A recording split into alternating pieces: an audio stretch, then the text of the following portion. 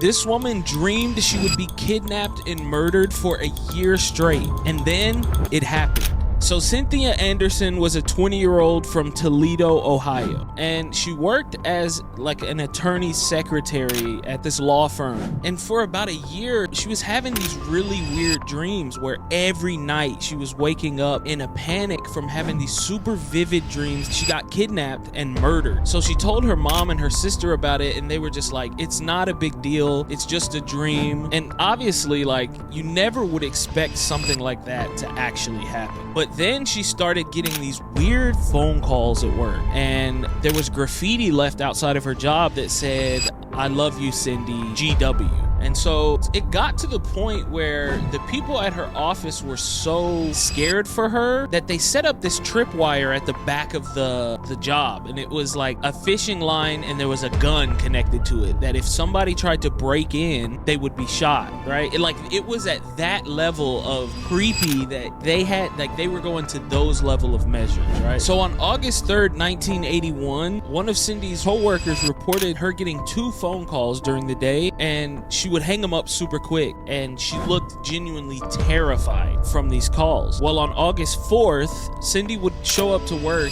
at 8:50 a.m., but at around noon, all of her coworkers would return to work, and they found the place like eerily untouched. Cindy was nowhere to be found. This case just keeps getting weirder and weirder. They found that she was reading a romance novel, and the book was left on a page that was talking about someone being kidnapped and stabbed at knife point. Cindy was never found or seen again, and it's been over 40 years, and no one has any clue what happened to her. But it doesn't make sense to me, because it seems like there were so many signs for so long, and nothing was done to prevent what was inevitable.